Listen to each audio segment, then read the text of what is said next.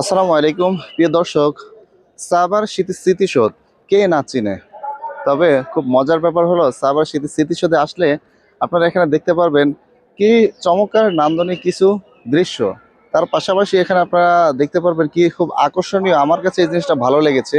তা হলো প্রত্যেকটি গাছে আপনার কি রোপণ করা হয়েছে, কোন দেশের প্রধানমন্ত্রী এবং কোন দেশের রাষ্ট্রদূত কে রোপণ করা হয়েছে, কার কর্তৃক এই গাছটি এসেছে, ঠিক আছে, সব প্রত্যেকটা গাছে এভাবে দেয়া রয়েছে। তো আপনাদের কাছে অবশ্যই ভালো লাগবে। দেখুন কত চমৎকার চমৎকার গাছ এবং খুব চমৎকার করে এখানে নাম্বারিং করা আছে। সত্যি ভালো লাগার মতো।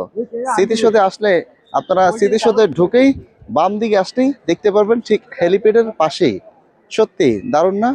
তো আপনারা এখানে আসবেন, ভিজিট করবেন, এভাবে ঘুরবেন। দেখুন চমৎকার একটি জায়গা, মনোমুগ্ধকর এবং সত্যি ভালো লাগার মতো। আসসালামু আলাইকুম।